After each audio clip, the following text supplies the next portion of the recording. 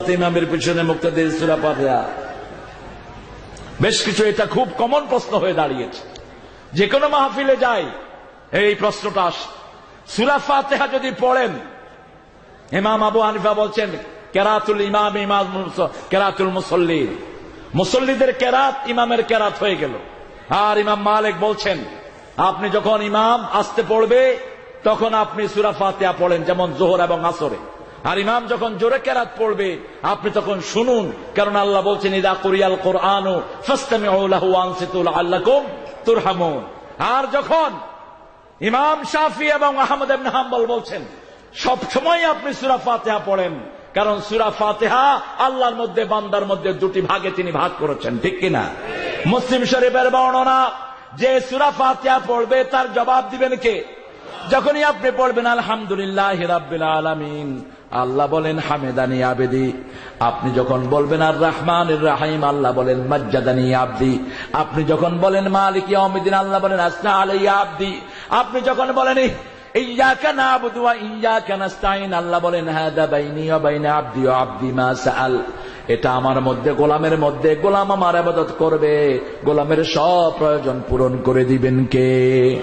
তো যেহেতু আল্লাহর সাথে কথা হয়, পড়াটাতেই বরকত, ঠিক না বেঠিক? কথা বলেন না কেন? পড়তে আপত্তি কোথায়? আপনি পড়েন, কিন্তু কেউ যদি না পড়ে আপনি তার বিরুদ্ধে কোনো ফতোয়া দিতে পারবেন? ফতোয়া দিতে পারবেন না। কারণ আমাদের দেশে এখন শুরু হয়েছে মাযহাবি আল্লাহ মাযহাবি। আরে কাকে লা মাযহাবি বলো? পৃথিবীর কোন মানুষ নাই যে আমল করবে কোন না কোন মাযহাবের সাথে মিলবে না। কাকে লা মাযহাবি বলো? যারা লা মাযহাবি বলে নিজেকে পরিচয় দেয় তারা ইমাম আহমদ ইবনে হাম্বল এবং ইমাম শাফিকে অনুসরণ করে, ঠিক কিনা? যেমন বুকে যারা হাত বাঁধেন, ইমাম শাফির লোকেরা কোথায় হাত বাঁধেন? কথা বলেন না কেন? ইমাম আহমদ ইবনে হাম্বলের লোকেরা কোথায় হাত বাঁধেন? তারা জোরে আমিন বলে, আবার বলে আমরা আহলে হাদিস। আরে বেটা, সব ইমাম আহলে হাদিস।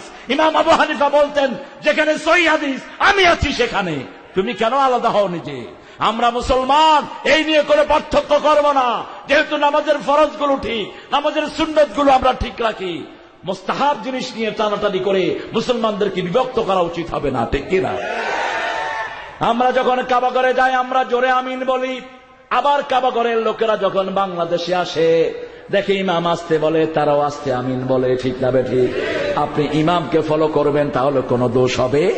তবে বিশ্বনবী জোরে আমিন বলেছেন, কেউ যদি জোরে আমিন বলে তাকে নিষেধ করা যাবে, কিন্তু ইমামের পিছনে ইমাম যদি আস্তে আমিন বলে আপনি জোরে আমিন বলাটা উচিত হবে? উচিত হবে না। আপনি সেই আদব রক্ষা করবেন।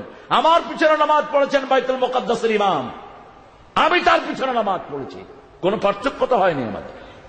এখন সুন্নত জানা না যারা, তারা এই পার্থক্য করে, ফুটুস পাটুস দুই তিনটা সেজদা দিয়ে কয় হানাফি মাযহাবের লোক ইমাম আবু হানিফার নামাজ পড়েছি। পাইছো কোথায়?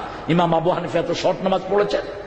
মসজিদে নববীর নিচে 4টা বড় বড় লাইব্রেরি, সবচেয়ে বড় লাইব্রেরিটির নাম হলো লাইব্রেরি অফ মাকতাবাতুল আবু হানিফা রাহমাতুল্লাহি আলাইহি। সেখানে তো কোনো ঠেলাঠেলি নাই, আমরা ঠেলাঠেলি করব কোন? মসজিদে যারাই যায় তারা আমাদের বন্ধু, যারাই কালেমা পড়েছে তারা আমাদের বন্ধু, ঠিক না বেঠিক? 4 মাযহাব মানা কি ফরজ? কে বলে মাযহাব মানা ফরজ? হাদিস মানা ফরজ। বিশ্বনবী নামাজ যেভাবে পড়েছেন সেটা মানা ফরজ, ঠিক কিনা? আল্লাহ বলেছেন নামাজ পড়ো, কিন্তু ফজর 2 রাকাত, রুকু সেজদা এগুলো শিখিয়েছেন মুহাম্মদ সাল্লাল্লাহু আলাইহি ওয়াসাল্লাম। বিশ্বনবীকে মানা ফরজ কে করেছেন?